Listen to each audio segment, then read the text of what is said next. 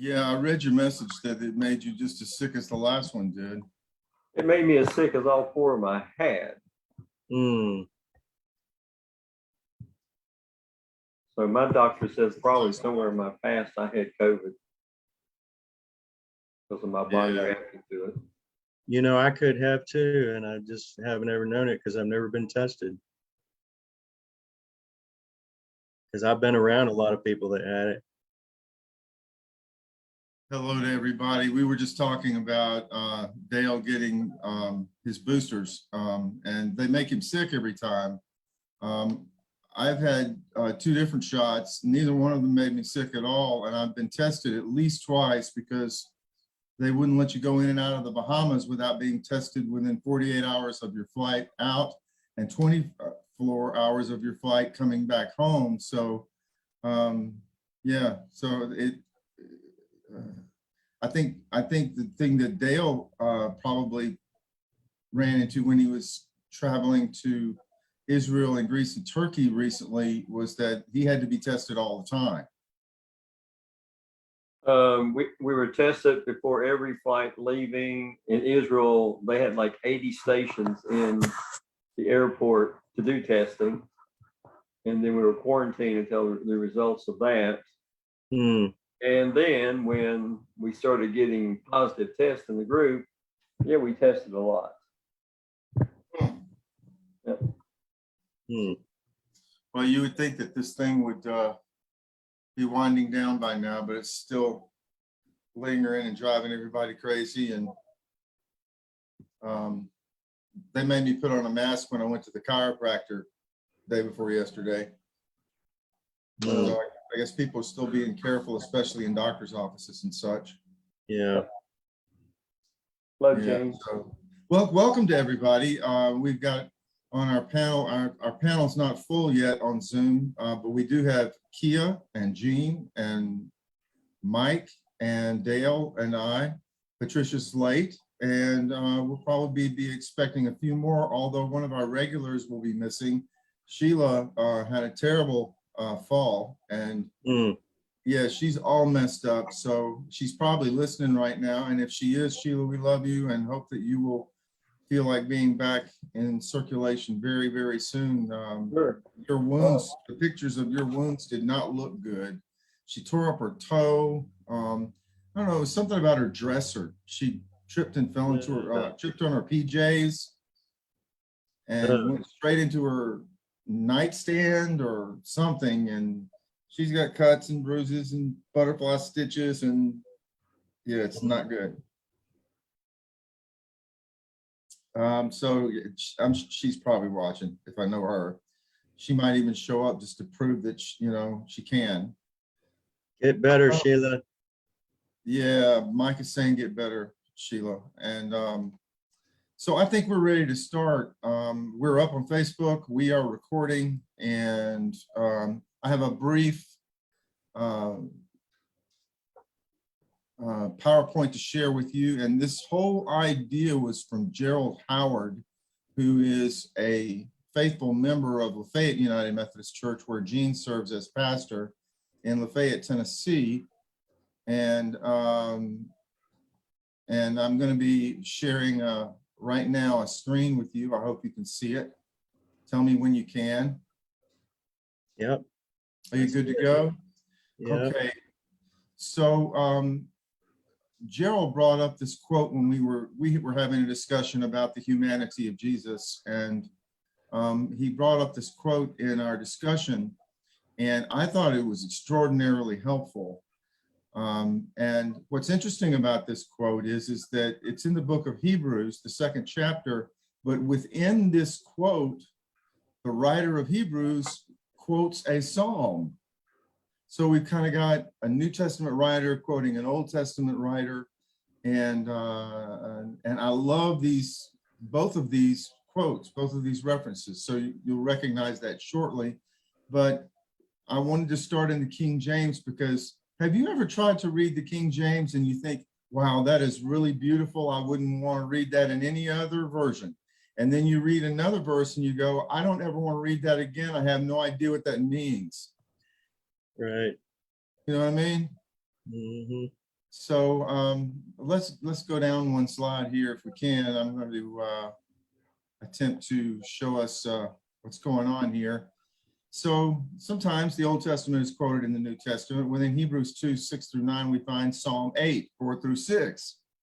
So this New Testament writer felt that the Psalm was so relevant to what he was writing about that he actually quoted it in Hebrews. And this is just one of many examples of a New Testament writer quoting an Old Testament verse or two. Now let's try it in the King James, and I need a volunteer who thinks they might not butcher this. Paul So- Alexander Scorby. Yeah, yeah. Anybody want to volunteer and read that for me, please? You can be of any gender, race, nationality, or creed. I don't care who you are. Somebody read it. Volunteers. I volunteer, Mike. But one in a certain place testified, saying, what is man that thou art mindful of him, or the son of man that thou visited him? Thou madest him a little lower than the angels. Thou crownest him with glory and honor, and didst set him over the works of thy hands.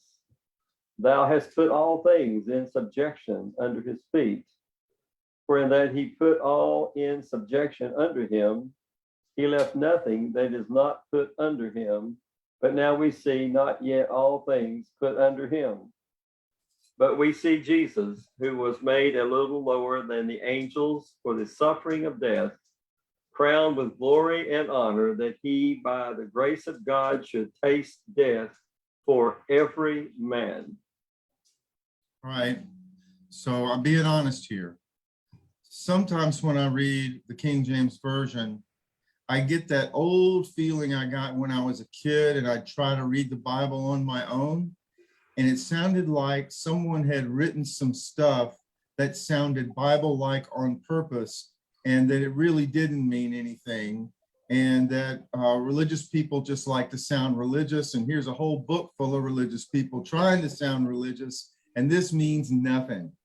That's sort of the memory I have of trying to do it on my own. And Gene, we talked about this morning. Why do we go to the trouble of reading the Bible when sometimes it's so hard to understand, especially if you read it in King James? And in this, this is almost unreadable.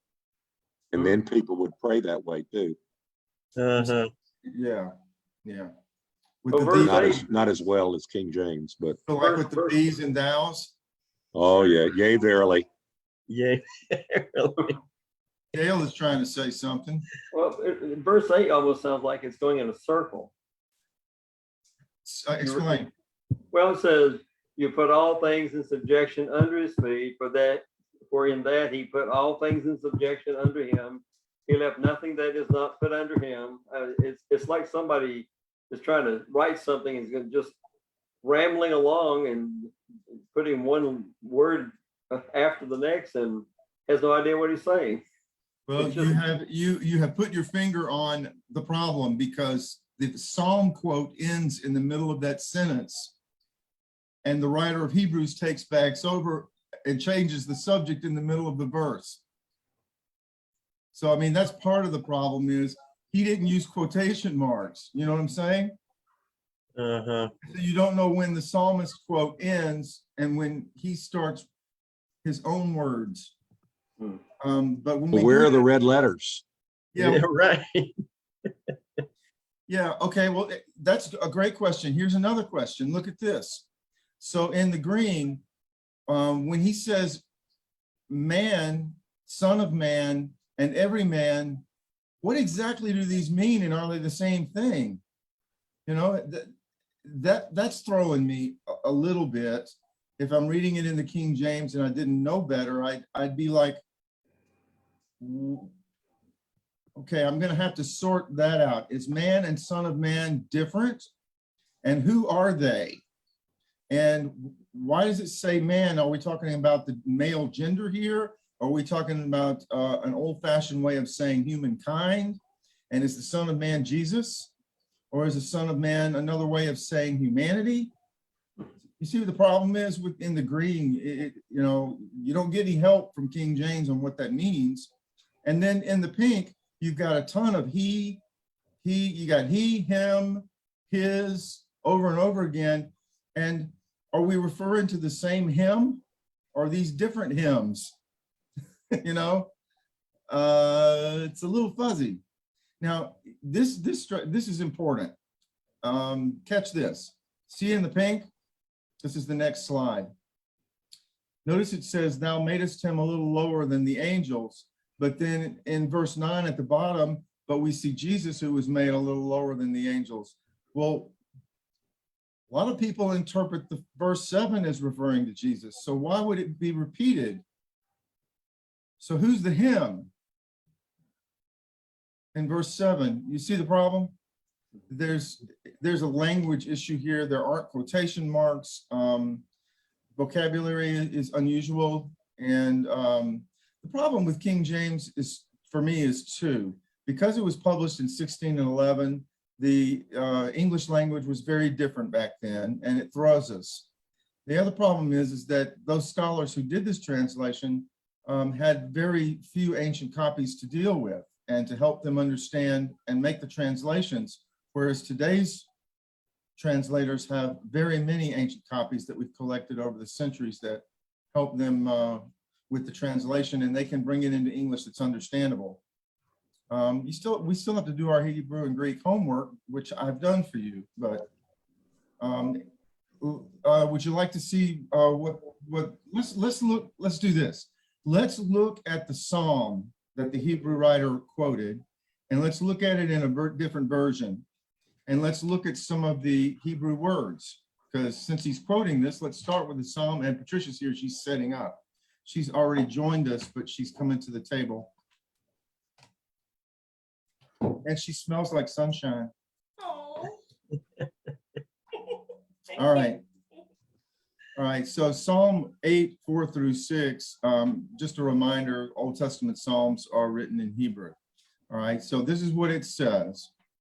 What are human beings that you, referring to God, that you, God, are mindful of them, comma, mortals that you care for them? Now, two things. Let's get the words straight. What are human beings? The Hebrew word is enowsh. Now, you know, old-fashioned way of translating it literally means man, but it's referring to all human beings. What are human beings to you, God, that you think of us? Why should you even think of us? The psalmist is asking.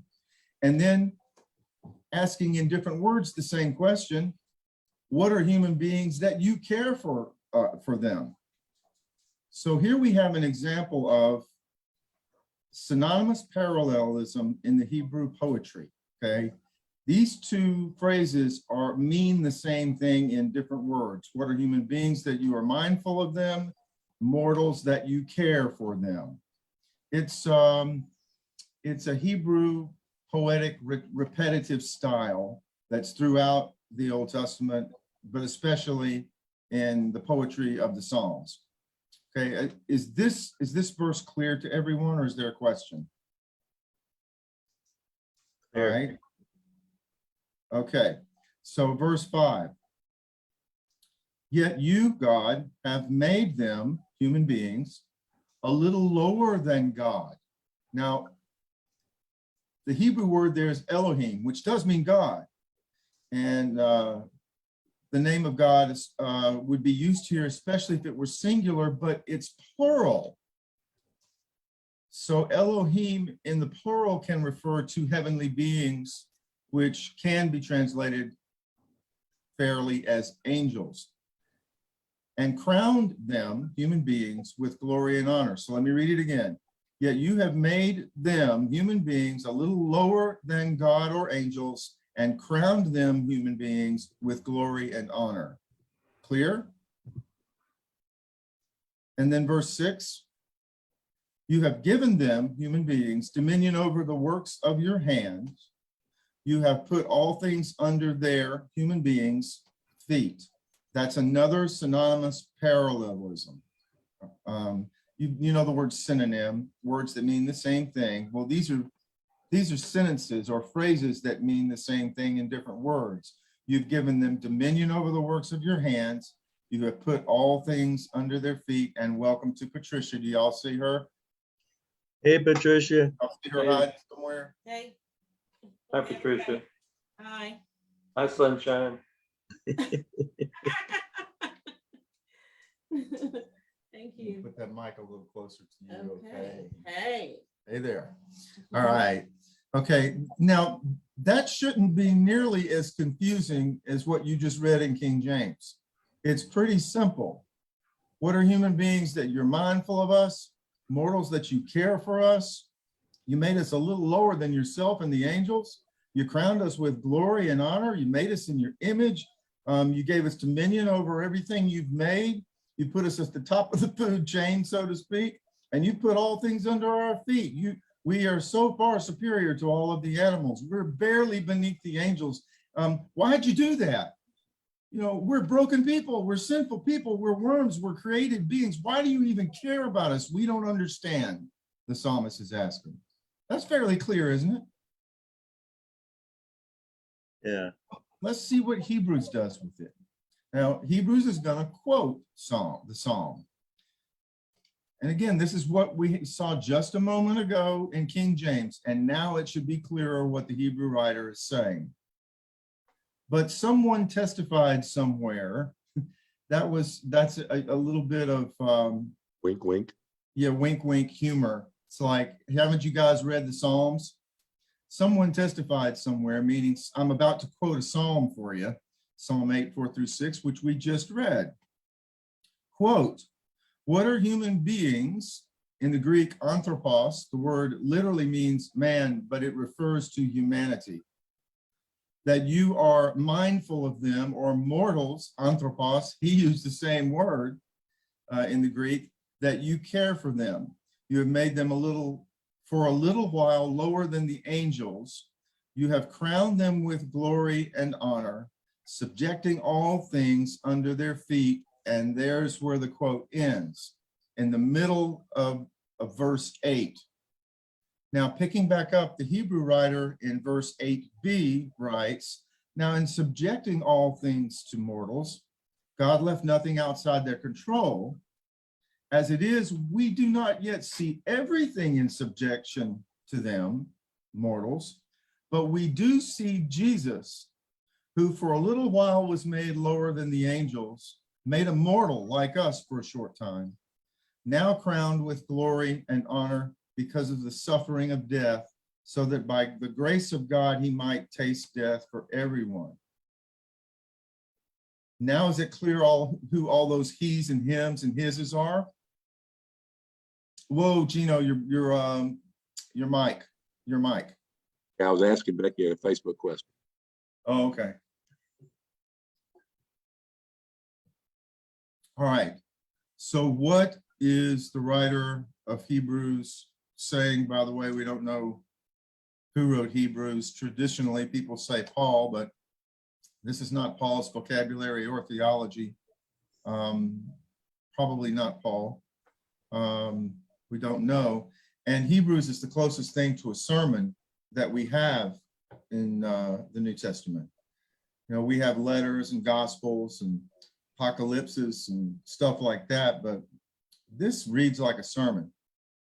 It's not addressed to anyone like a letter. It's more of a treatise, a speech, or I would just call it a sermon. So what is the writer of this quote unquote sermon saying here? Can anybody want to tackle the meaning?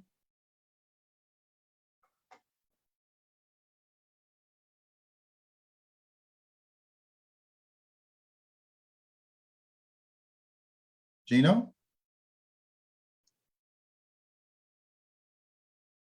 It comes to the heart of one of those questions that we keep wrestling with in terms of degrees, divinity versus humanity of Jesus. And I think he's trying to give us a formula. This is pre-creedal of any kind, right? So it may be one of the earliest earliest declarations of a corporate creed that we have. I like that, Gene. It very well may be, and it has incorporated a psalm to reinforce its connection to the Old Testament and to place Jesus within the tradition of the Hebrew people and their scriptures. And am I correct in remembering that the whole title for Hebrews comes from the grounding in the Old Testament that's pervasive in the book? Say more about that. You broke up just a little bit. Oh, okay. Is his quoting, I've heard it said somewhere in a book I read long ago, is that what gives us the title Hebrews? That he is grounding this in the Hebrew Testament? For not only the Jewish Christians, but for Gentile Christians. Yeah. And he Heard does some address, really bad theories about it, but yeah. that's one that I remember. Well, he certainly does it here by quoting, flat out quoting the Psalm, although he adds a phrase or two. He doesn't quote it exactly. For example, in verse 7, he adds a little phrase to Psalm 8. You have made them a little while lower than angels. The part "a little while" I don't believe was in the original Psalm. However, I think he's referring to resurrection here because that we will be glorified as Jesus was glorified in resurrection. Because if you look at verse 9, it says that Jesus was made a little lower than the angels, just like us, but for a little while too. He's now crowned with the glory of resurrection and the honor of a new body and a new life. So I think he's underlining the fact that while we are just a little lower than angels, it will only be for a little while. When Jesus returns, the risen one, he will raise us too. So that phrase "a little while" I think was added by the Hebrew. So he felt okay about adding a little phrase to Psalm 8, 4 through 6. Apparently, back then they weren't sticklers for quoting the Old Testament exactly. I'm wondering if he's referring to the resurrection of Jesus, like when he died on the cross, like just for a little while. Yes. And just liking him to how we are as human beings. I think he was really giving us a lot of glory and honor as human beings, that we're a little lower than angels, and so was Jesus. I mean, we were made in Jesus' image and his likeness. So I think there's something there that he's kind of comparing, yet just, I guess, likening, might be a better word, Yeah. of who we are and the power that we have, made a little lower than the angels. Yes. And if we made in Jesus's image and his likeness, then we can do what Jesus did. So I mean, I don't know. Yeah, I think he's reminding them of that we're connected. Now, before Jesus was incarnated, that is, born as a human, he was the Word of God incarnate, eternal from the beginning, uncreated, the second person of the Trinity and all of that. But for a little while, because God cares, remember he's quoting the psalmist who says, "Why do you care?" And it's like Hebrews writer is saying, well, here's how much I care. For a little while, I'm going to make myself just like you, a little lower than the angels. Imagine a God deciding to make everything that God is completely human, which means lower than angels, but only for a little while. And that, as you said, the resurrection returns that glory. And then that glory of resurrection is shared with us. That's why we too are only for a little while, a little lower than angels. So it's a position of honor on this earth, that we are a little lower than angels, because that means we're over every other creature and every other thing. And the psalmist was like, why do you care? And the Hebrews doesn't really answer that question, but in a way does by saying, here's how much God cares. God emptied God's self of that equality with the Heavenly Father, to use the traditional language, and became one of us, a little lower than the angels for a little while, limited to human mortality. You know, think about this. Okay, Jesus is he's a toddler. He's about 2 years old, and he's living in Bethlehem with his mom and dad. And that's when the Magi showed up. And Joseph was warned in a dream that Herod was going to try to kill his child. Well, this terrified Joseph. Well, if Herod could have killed Jesus, then Jesus is a vulnerable little toddler like any other vulnerable little toddler trying to learn to walk and talk. Okay. And Joseph grabbed Mary and little toddler Jesus in the middle of the night, and they headed down the road for Egypt, and they didn't come back till Herod was dead. And that would have been some 2 years later. Jesus would have been about 4. So see, this underlines Jesus's mortality. He can be killed. He is in danger just like we are. He feels everything we feel. He experienced everything we experience, which means that God knows exactly what it feels like to be a human being. The God of the universe knows exactly what it feels like to be human, mortal, in danger, suffering, and even suffering on the cross. Yeah, so Bert, 2 quick rabbits. yeah, go rabbit. I had forgotten this morning to bring it up, but none of the text this morning, nor this text, the Hebrews text tonight, is in the lectionary. What? Yeah, I was stunned. But do you know what hymn is loosely based on this Hebrews text?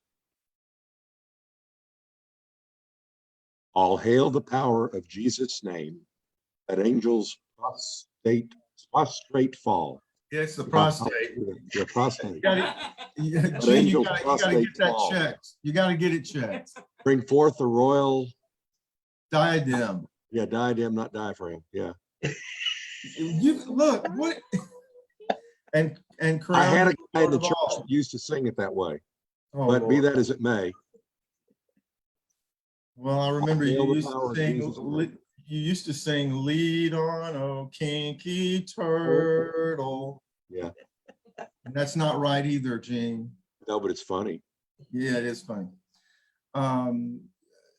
Yeah, so I think that it's easy when you're reading the King James Version to think that the writer of the psalm and the writer, but just because of the vocabulary and the difference in the language, that the writer was talking about Jesus the whole time. If we go back up and look at that in the King James, that it says Son of Man, and so since Jesus referred to himself as Son of Man sometimes, we think, oh well, you know, what you're you made this Jesus a little lower than the angels and crowned Jesus with glory and honor, and did set Jesus over the works of thy hands, and put all things under subjection to Jesus. But when you do that, you completely miss the point of both the psalmist and the Hebrew writer. Because those verses are not about Jesus. Jesus doesn't come in until the end. This psalmist is writing about humanity. Well, what are human beings that you're mindful of them? Why do you care about us? It sounds like, so I'm curious too about now who the writer is, because what's the motive here? When I hear that, what is man or what's human being, that you're mindful of them, and it's like you're trying to disprove who they are. Like in a relationship, let's say, a man loves a woman, and no matter what the family says, this is who he wants, and this is who he's going to marry. Yeah. Well, what do you see in him? Yeah, what do you see in her? exactly. This is exactly what the psalmist is doing. It's like, I don't get it. I know myself inside and out enough to know that I'm not worthy of the glory that you've given to me as a human being, and I'm not worthy of the love and attention and grace that you're giving to me. I don't get it. I mean, you have crowned humanity with this entire world. We rule over everything. We're smarter than all of the animals. You told us to be fruitful and multiply. You said you will have dominion over the cattle and the fish and everything else. And that's the way you ordered everything. You put us at the top of the heap. And I want to know why. Yeah, there's some questions about. We are some messed up creatures. Why us? Why do you care? You know? And remember, the psalmists are so honest. I mean, the various persons who wrote these, they're attributed, most of them are attributed to King David. That's sort of a traditional thing. Yes. But I think that there's a good theory that I got from John Hayes, who was an Old Testament scholar at Candler. He told me that in the temple, or that they might have been writing the Psalms on the walls of the temple while they were waiting to have their cases tried. Oh Lord, hear my testimony. Know that I'm telling the truth. Keep me from my enemies and their lies. You know, and they're writing their case on the wall and calling on the Lord to justify them in these false charges. And they actually, by being scratched on the wall, eventually were copied down and became our book of Psalms. Oh, wow. 151. It's a very interesting theory, right? Yes.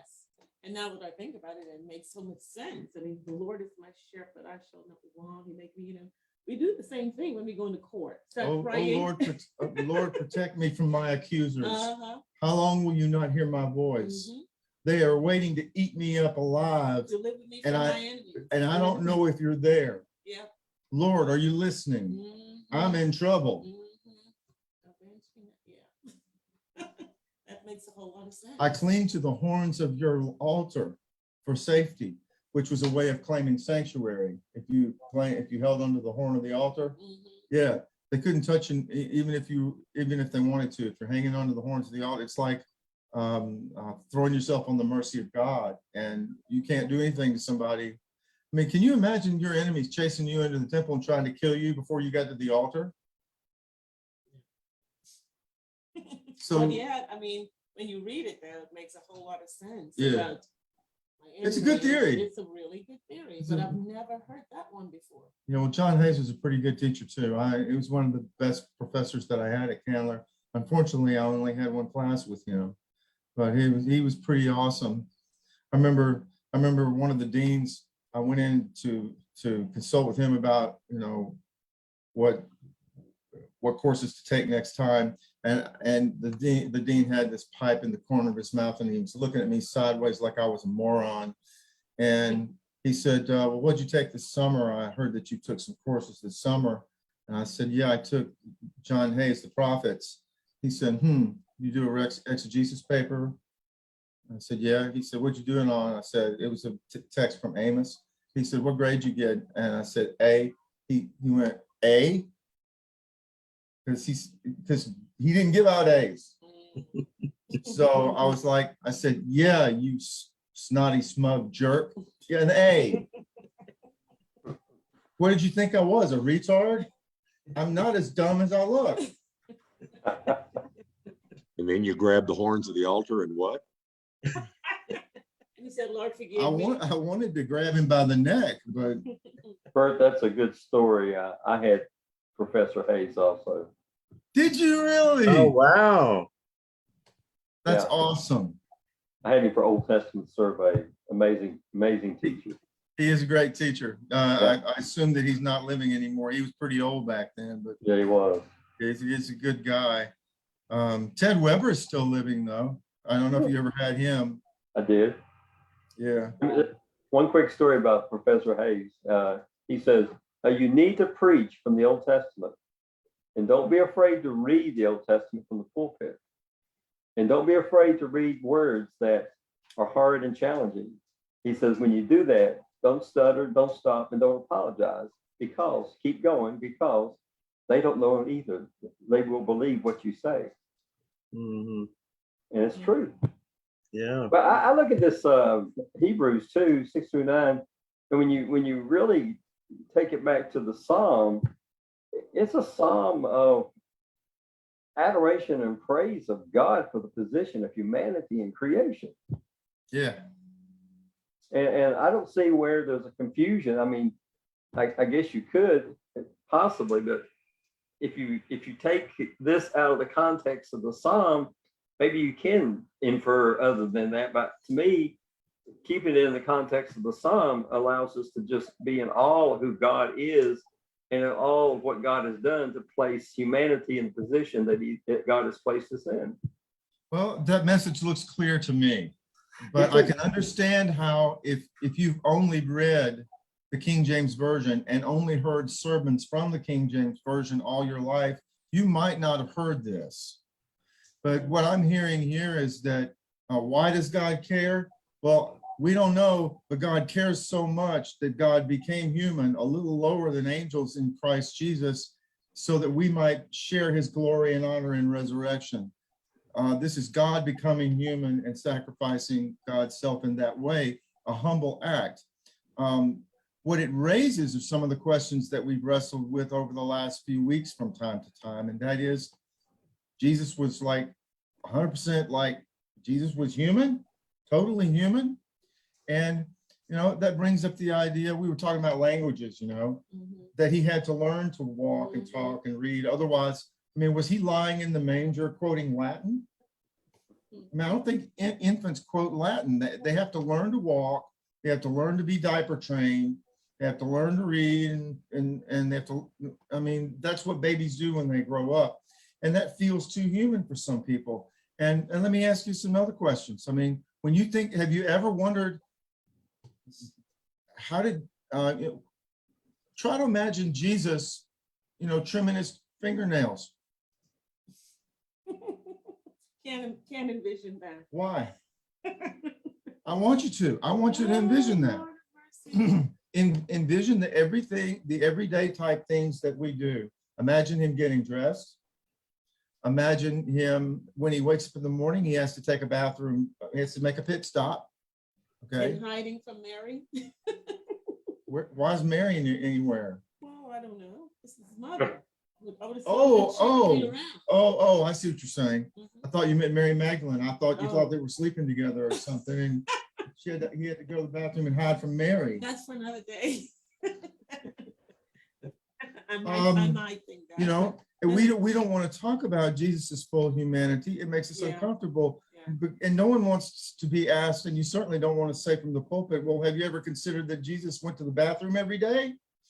That Jesus had, so far as we know, I mean, why wouldn't he have functional sexual genitals?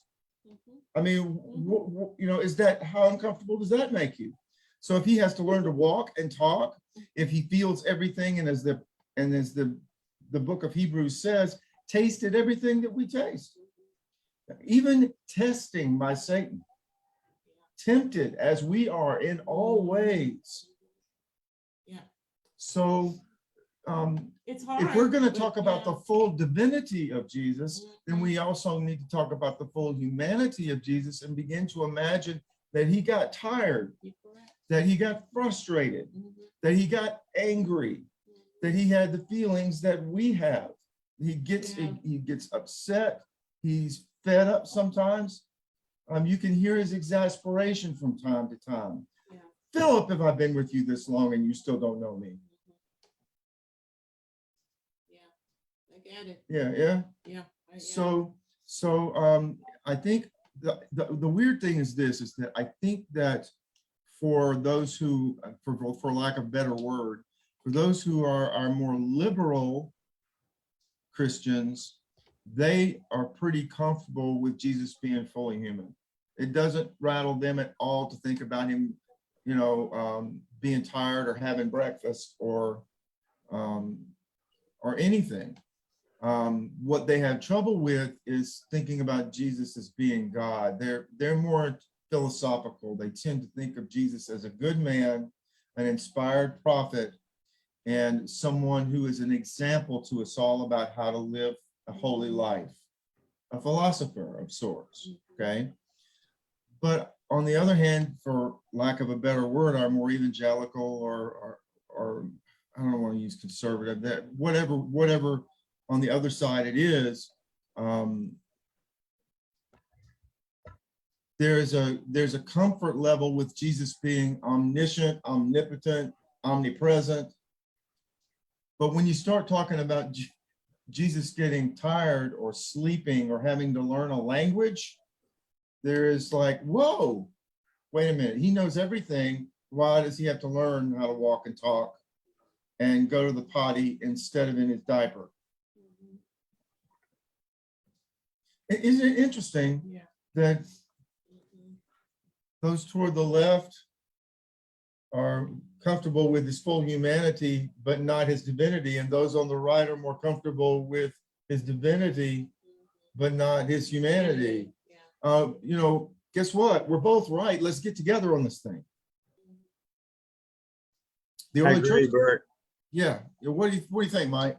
I agree. I have been, as I've read through this a few times, I've focused on, it seems like the last 6 words of the 9th verse are really important for what it's saying. And I, you know, just the words there of he might taste death for everyone, you know, that includes all polarities, the left, the right, everybody is a part, is included in that, united, it seems to me. And that death seems to be a thing that we all have a lot of difficulty with. And the fact that he did that seems to do something for us that none of us can do for ourselves. And it makes me wonder if once we do die, are we united then because he was here and did that, and then he's there with us, and we have a united consciousness with him and everybody else. And a united bodily humanity. We're Yeah.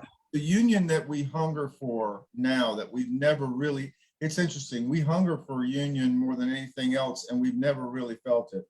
But we know it's real. How do we know it's real? Because we hunger for it all the time. And that unity is not only in spirit and in consciousness, but united in humanity, because Jesus chose to be human forever. Now, for a short time, he was mortal and human, but now he is immortal and human. He's in an immortal body. And the New Testament afterlife, of course, is us on Resurrection Day having our bodies transformed into immortal human bodies.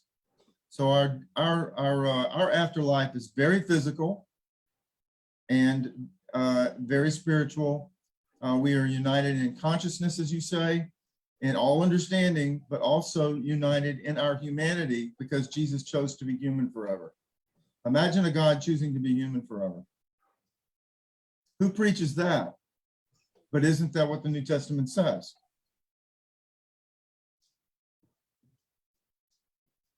Yeah.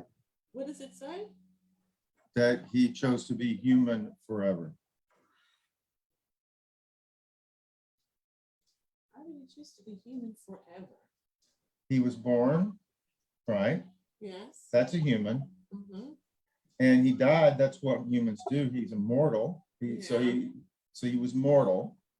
But when he was raised from the dead, he wasn't raised as a spirit. He said, I'm not a ghost. I'm not a spirit. I have flesh and bone like you. See the scars in my body. Have you got something to eat? So he is human now and forever.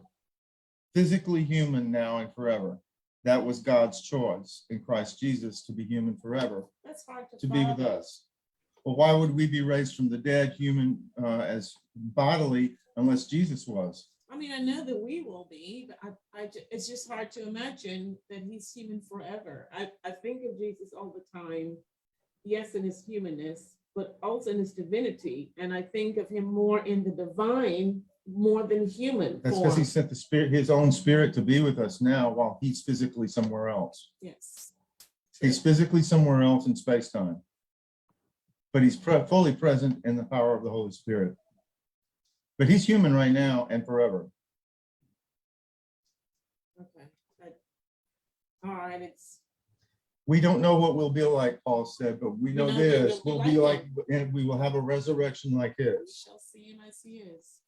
I get it. I hear it. I know, but I'm just imagining. See, the envisioning. rewiring is that Yeah. Jesus didn't go somewhere to be a spirit.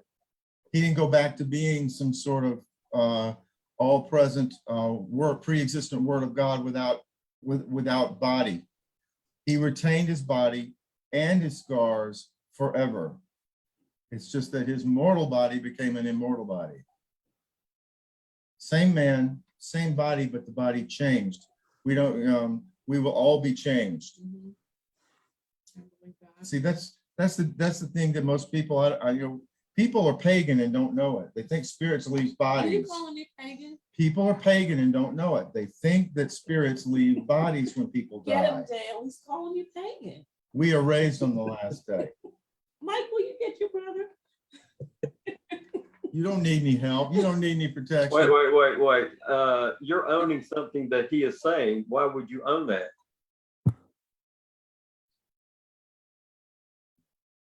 Why would I own what? Calling you pagan. That's what you're owning. I'm just being humorous, but no, I mean, I think he's right in that, we have a way, well, let me speak for me.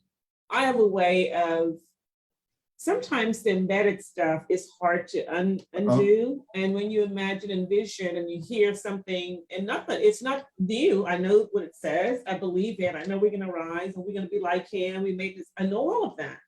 But there's sometimes when it hits you in a way where it's like, I hadn't thought about it like that in a while, or I never saw it that way, So it sounds new, and sometimes it takes a minute to even imagine that he chose to be human forever. I mean, listen to that. It's just because my envisioning and thinking of him is always in this divine form, spirit form.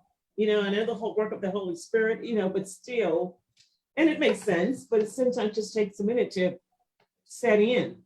Well, it's back to what Mike said about that last sentence, because by choosing to taste death for everyone, that's also the way that since he died, we join him in his death, but we also join him in the glory of his resurrection. That's why we are a little below angels for a little while. That's why the writer of the Hebrews added that phrase, for a little while, because when we are raised, we will be above the angels. We will be glorified in the glory like his as raised human beings. We will be literally sons and daughters of the God of heaven. And that makes us higher than the angels. Can you imagine that? Please don't tell me that I'm higher than the angels. But what I like to think about is Jesus, the human Jesus, somewhere in the future resurrection right now is, what if he's having, a poker game with George Washington and some little old lady from Russia in the 1840s, and I mean, not my Jesus. What we're talking about Jesus being in the room talking to people. And because time is not a problem in the future resurrection, Jesus has a lot of time to spend with everybody. So you get a lot of free time with Jesus, a whole ton of it. Sounds unreal. Yeah, my card game is going to be really interesting. It's going to be me and Jesus and some really interesting people. I was just imagining you playing Scrabble with him. No, I'm not playing Scrabble with Jesus. No, I'll play Texas Hold'em though. Oh. Is this the Velvet Elvis picture with the bulldog and the cigar? You got this? Is that your vision for the poker game? No, I mean, if Elvis wants to come, that's fine. But I'm not sending a special invitation. Is that what you're asking? Oh, Lord. Bulldog with the cigar is going to be there too. What bulldog?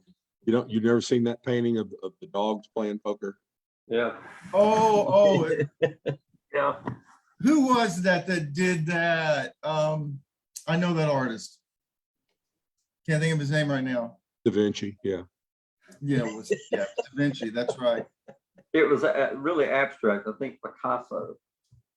No, you're joking. Could it have been Dolly? Not Dolly Parton. I hope not. Salvador Dali. Can I Salvador? interject something? I'd like to say something Yeah. about the conversation with Patricia. I think not just focusing on her, but the conversation.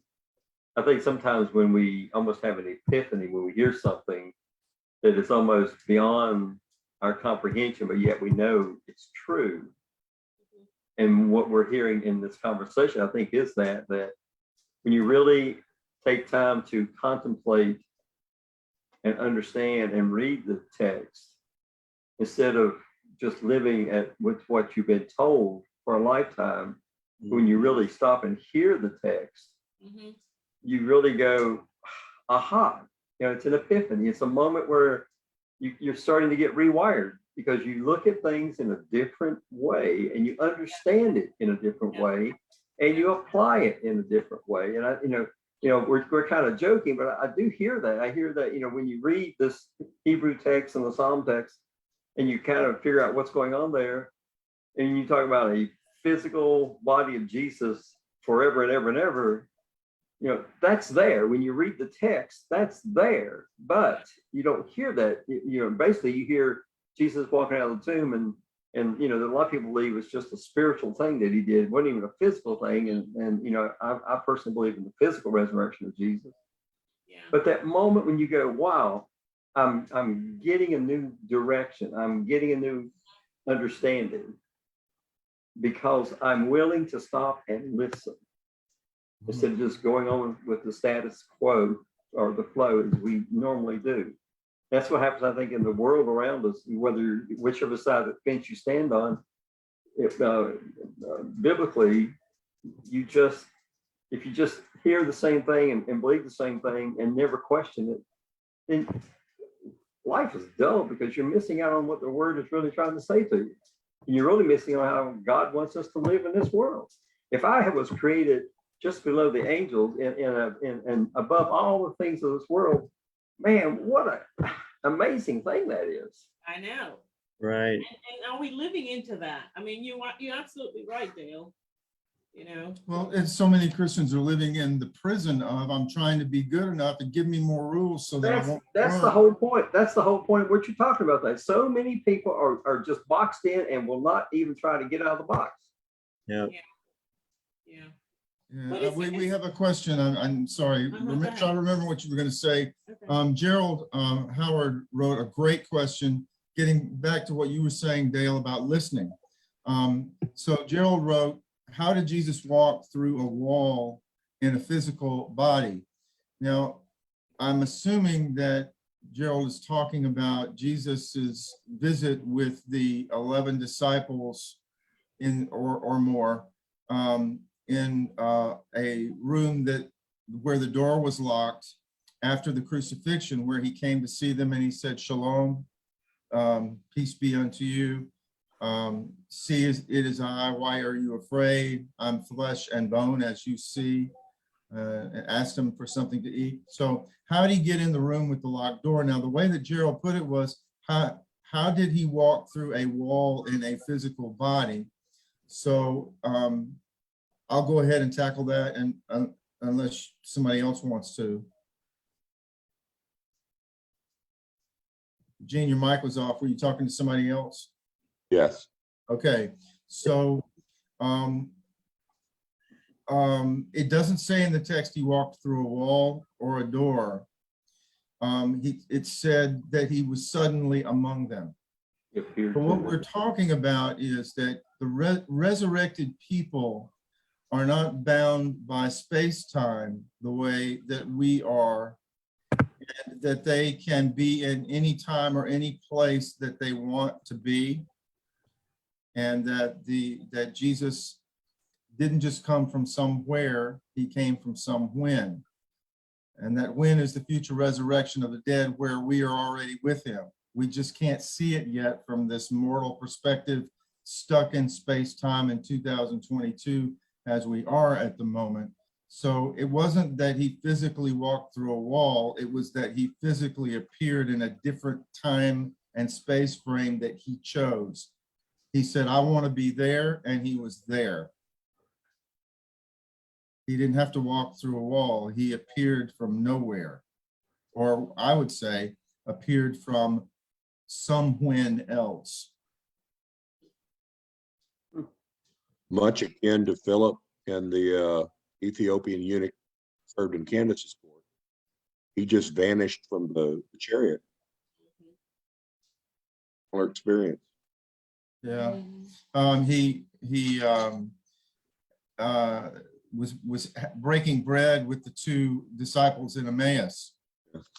And when they realized who he was, mission accomplished, and he vanished from their presence. So we're not talking about walking through walls. We're talking about choosing to appear in space-time where he wants to. And we will be like him brings all kinds of things to mind for me. And my imagination goes crazy about if in the resurrection, and we're going to have a resurrection like his, it means that we won't be bound by space and time in the same way that we are now, which means that we can be present to any space and time. Think about all the people that you love, like your grandfather who's passed on, or your grandmother or whatever, thinking about them without judgment, being present to you in any time and any place that they want to. That we are surrounded by that great cloud of witnesses right now pulling for us every day. And they're not embarrassed when we, by our antics, our sins, and our personal hygiene. Mhm. They don't judge us. They're pulling for us. That's how Jesus lifted up. I think the question that was asked is a challenging question for people who can't understand how Jesus is a person of time instead of a person of place. I think that's what you're talking about, Bert, that Yeah. it's not place, it's time. It's not him walking through a wall, it's him being there. And a lot of people have to figure out here how Jesus did that. How could he go through a wall, or how could he be somewhere and just disappear? And our minds have been taught physics, matter, and how we operate. And sometimes it's hard for us to go, well, this doesn't fit how I'm normally taught about these things. It reminds me of some of the paradoxes of quantum physics, where a particle can appear to be a wave at the same time that it's a particle, or that a particle can be in two places at once, or that two particles can be entangled in such a way that when one changes, the other changes, no matter how far apart they are. You can put them on opposite sides of the universe, and if one flipped, the other flips simultaneously. They're connected somehow at faster than the speed of light. All of these things point toward the paradoxes of time in this universe that we have a hard time wrapping our minds around. But when I think of Jesus popping into that room, I don't think about him going through a wall. Walls aren't a problem. I think about him coming across space-time from the future, which is much more impressive than walking through a wall. And possibly even another dimension. That's a part of our We don't understand the understanding of dimension science. thing either. Yeah, we don't understand dimensions at all. The dimensions are all around us, as they say it. So what if you're just slipping in and out? Yeah. What if you're really in the room? They just can't see you, and then you make that dimensional shift that a resurrected person could make. We're theorizing now, where you would just slip into into this four-dimensional universe. Our universe is four-dimensional, not three. You got Right. Time is one of them. Time is one of the dimensions. You've got height, width, and depth, and time. So to make your doctor's appointment, you have to be at the right altitude. You have to be at the right north-south street. You have to be at the right east-west street, but you have to be there at a certain time. Well, the fifth dimension or other dimensions can't be seen from here, but are present. That's the one with the copay, right? Yes, that's the one with the copay. And it's on your network. The fifth dimension is on your network. And by the way, they sing pretty well. Although I don't think any of them are living anymore. Up and away, my beautiful. Oh, it's the dawning age. Dimension. Mike, I'm at your window. See me behind you? Huh? Do you see me behind you? I'm at your window. You're behind me? Yes. Sunshine. Mine does not look like that. There's sunshine behind you. Oh, Thank you, Gene. Somebody connected. Thank you. Oh, Lord. I was just lifting up what Bert was saying. We be different places and you just Yeah. can't see me, you know. Yeah, I just think So- that Gerald's question is just so important because we don't get a lot of teaching growing up about Jesus' body being really physical, but when you look at the scriptures, Jesus himself insists, I'm not a ghost, I'm not a spirit, I'm flesh and bone like you. You can still see my scars, and give me something to eat. Come and touch me, put your finger on my wounds, believe. Now, what's supposed to have changed since then? He's the risen Lord. He rose from the dead physically, and we're going to have a resurrection like his, which means we will rise from the dead physically. So, but these bodies are going to be different, according to Paul. We don't know exactly what it's going to be like, but we do know we're going to be like him. Yeah. And one of the things that Jesus could do in his physical resurrected body was he could transcend time and space and appear in places where he wanted to without having to walk there or go through walls. Would a good example of that be the Transfiguration? Yeah, that's a transfiguration is a perfect way to look at the end breaking of the future resurrection. That Moses and Elijah are resurrected people from the future, and Jesus talked to the Sadducees who tested him about this. You know, he talked about Abraham being in the present. You know, he's the God of the living, not the dead. And he's the God of Abraham, Isaac, and Jacob. Therefore, Abraham, Isaac, and Jacob are alive. Well, where are they alive? Well, they're alive in the future resurrection of the dead. Mm-hmm. So Not they, to question, not to be like Peter and rebuke Jesus. You have to question his strategy when they're coming down off the mountain and he says, don't tell anybody about this. Would that not have been a strategy? They wanted signs. Here's your sign. yeah, I but would was they with believe? Moses and Elijah right now. Yeah, But who am I to second guess Messiah? yeah, I don't know. Some of the things that he did and said are miraculously humble and dangerous. Yeah, to him mostly. Mostly to him. Yeah. By the way, you two Middle Eastern scholars and travelers, tell us what your background is. And I don't mean your curriculum vitae, I mean your background picture behind you. On That's the Ria Maritima behind Bert, right? Yes, this is an aqueduct. It's actually a double aqueduct. It was built by, half of it was built by Herod before Jesus was born. And the other half of it was added onto because Caesarea Maritima on the coast, the port that Herod the Great made, it was growing in population and they needed more water. So Hadrian widened it, doubled its width to increase the water flow into the city. And they had a wonderful drainage system there because they used the ocean flush out the sewers. When the tide came in and went out, they designed it so that it would flush out the refuse, and fresh water was coming from up in the Galilee. They were bringing it from a spring, and yeah, it's a beautiful aqueduct right on the beach of the Mediterranean. Get in the aqueduct. I'm in the aqueduct. I'm in the aqueduct. Okay, so now what's behind you there, Dale? It's a picture taken in Ephesus Okay. library.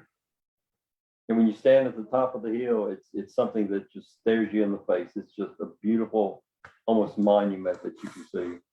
Mm.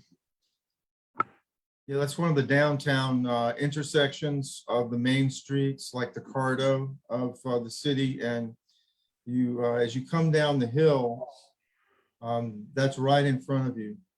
Mhm. As you get to the bottom of the hill, the brothel's on the right and the library is in front of you. Mhm. And the spa is to the left, right? Isn't the spa to the left and the brothel to the right toward the bottom of the hill? Is that your memory, Dale? Yeah, it is. It is. Cool.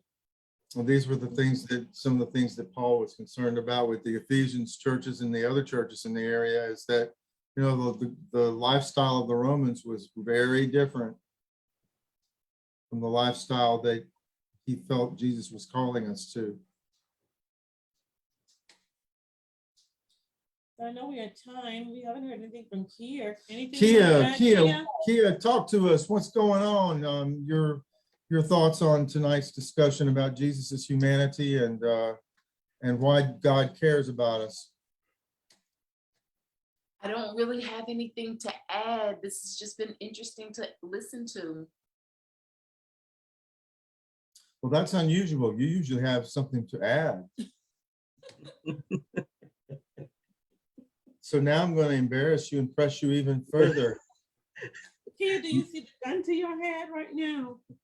No, it's just that I love what you say. I'm wondering if anything stood out to you that needs to be said that might be helpful to, I don't know, to anybody listening. Unfortunately, tonight, yes, I do not have anything profound to say. Okay. Well, I'm glad that you got something out of it. I'm glad that it was meaningful to you. I was saying, is she listening? Kia, did you hear Patricia's question? No, I apologize. Repeat it one more time. I was saying, is she listening? Yes, she is listening and she is awesome. Oh, hey, Sam. Hello, Miss Patricia. How are you? I'm good. How are you? I'm wonderful. You sound very groomed. Thank you. She's just so busy being awesome. Awesome. Like her mom. Like her Awesome, mom. awesome. Like her mom. Well, San, Kia, and the rest of you, thank you so much for being a part of our panel tonight. Gerald, thank you for the critical and good question that you asked. Yes. I'm especially appreciative to these two pastor guys right here, Dale and Jean, who join us on our panel, and most of Absolutely. all to Patricia. Oh, Yay, Patricia. Mike. And my brother, Of course. my brother, who would have made a great pastor, but makes a better teacher probably. You can do a little bit of both. We'll never know. Never know. That's right. That's right. Where's Becky tonight, Jean? She's listening from the dining room table. Oh, hey, Becky. Hey, Becky. What's your face tonight? She laughed. You know, we're gonna put a little sunshine in the room with the man. Look how We need high all there's, that. look Yeah. how high, you can't even see their ceiling. Look how high their ceiling is. It's amazing. How high is Yeah. that ceiling about? Is that 15 feet? Oh, in our den, Yeah, it's 18 feet, 18 feet. Wow. supposed to be That- 16, Yeah. So you could have a lot of really tall people in there. including my son, yeah. And a lot of short ones too. You could have people standing on one another's shoulders and still not hit that thing. Oh, Lord, I know. Yeah, that's a tall ceiling, man. Wow. That's wonderful. Dale, how's Miss Elaine tonight?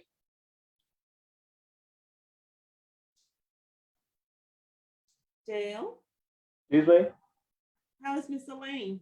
Oh, she's doing just fine. Okay. And you know, Sheila had a fall. She's badly hurt, and that's why she's not here. Oh, no, I didn't know that. Yeah, she's got cuts and all kinds of problems. Where did she fall from? She tripped on her pajama bottoms and fell into a bedside table or a dresser or something, and she tore up her toe and her arm and etc. Oh, God, sounds Mm. painful. Yeah, the pictures didn't look good. Ooh. Yeah, so she wasn't feeling up to being with us tonight and talking, but I bet you she was watching. I'm sure. Thank you, Miss Sheila, if you're out there. I'm praying for you. And Paula, thank you for Yeah. saying hello to all of us over there. You sent some messages as well. Thanks for being with us. Oh, hey, And Paula. all of you who were lurking over there on Facebook Live, we do appreciate you being with us and listening. And if you're listening to the recording, we thank you for sharing this time and to listen with us too. Yep. God bless all of you. Glad Okay. you were here tonight. Have a good night, everybody. Good night, Y'all be everyone. blessed. Be blessed. Same Upon the way. See you later, alligator. After a while, crocodile. time.